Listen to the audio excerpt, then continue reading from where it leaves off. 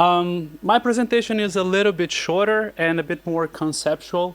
Indeed, I've chosen to talk about the SENSE project to showcase a concrete example of cooperation between the European Union and Brazil and other South American partners. So this is an EU-funded project. It's coordinated by the James Hutton Institute in Scotland.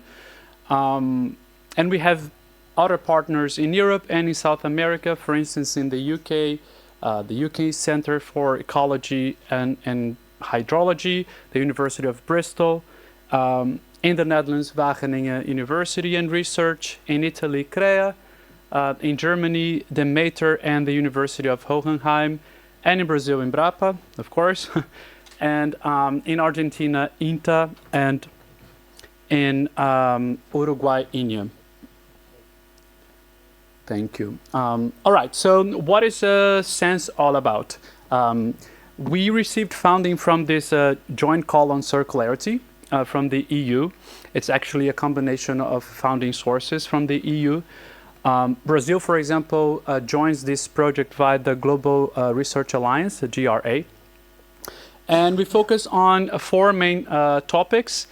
We had to deal with integrated systems, in our case, crop, livestock, sometimes also forestry systems.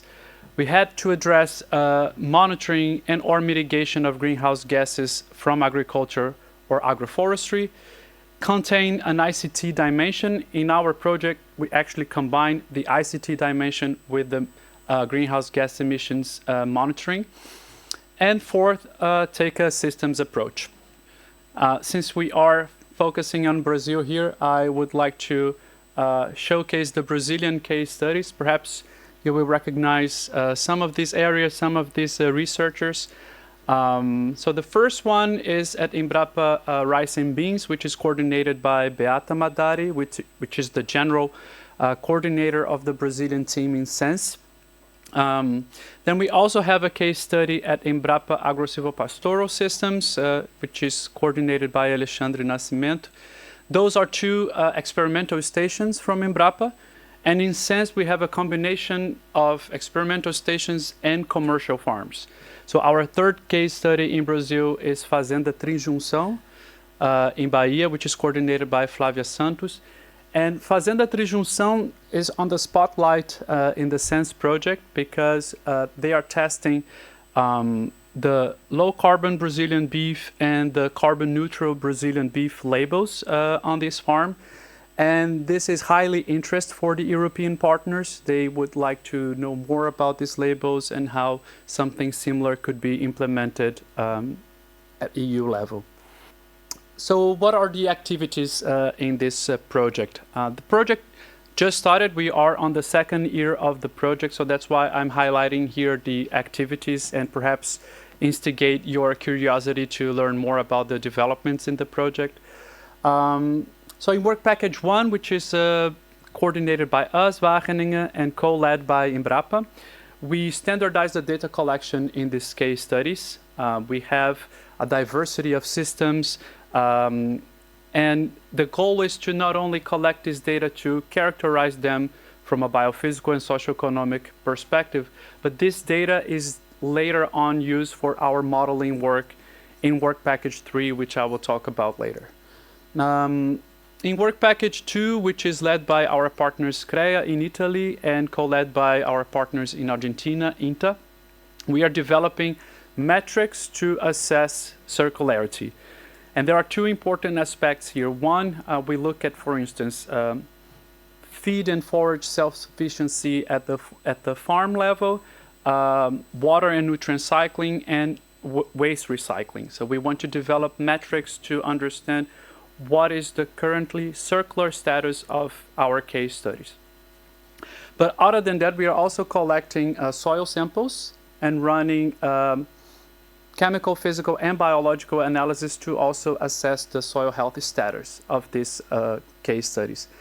And on top of that, we implement soil sensors on these case studies. We selected a few of them that we call benchmark case studies to collect data on soil temperature and soil moisture. And this data is used for the near real-time greenhouse gas emissions that is done by the James Hutton Institute in Work Package 3. So here we have a photo of Marianne, our main researcher from Wageningen, implementing the soil sensor in one of our Dutch case studies, which is a dairy farm which used to be conventional, and they are transitioning to a more agroforestry type of system. So we have the soil sensor there installed, and the idea is that this sensor is collecting every 10 minutes soil moisture and soil temperature, combined with weather data, which is also collected by sensors. This is sent directly to the servers of the James Hutton Institute via a LoRaWAN system, and there this data is combined with management data that the farmers or the researchers provided previously to run models that then, as an output, we know about greenhouse gas emissions, changes in soil organic carbon, and nutrient cycling. All of this near real time. So that's what we are implementing. As I said, we are on the second year of the project. The sensors are installed. We are testing now how this data flow actually works. We've found out there are a couple of issues that need to be solved. For instance, at Embrapa, some of them, they couldn't install the LoRaWAN systems due to infrastructure, essentially, in some of our case studies. But if data is not sent with the LoRaWAN system to the James Hutton Institute, this can, of course, be downloaded and sent via other means, and the modeling work is not hampered by that.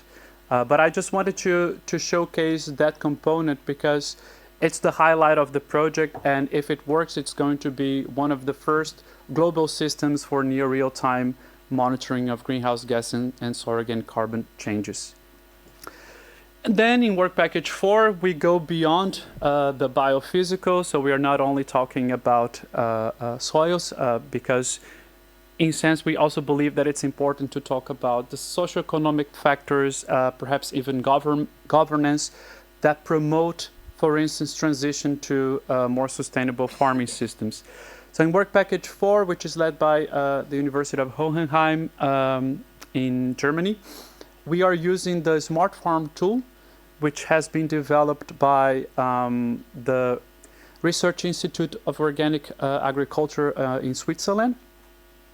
And in this assessment tool, we collect almost 300 indicators to come up with a figure like that shows us essentially the sustainability status of our case studies. And Work Package 5 is the project management, which runs across the project. And now just to show some faces and exchange a little bit what we are doing.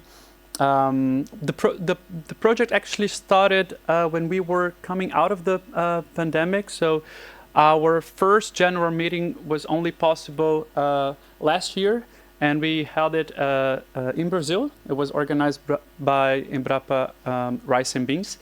And this year we had our first annual meeting there in Wageningen, which was organized by us. And next year we will be in Germany.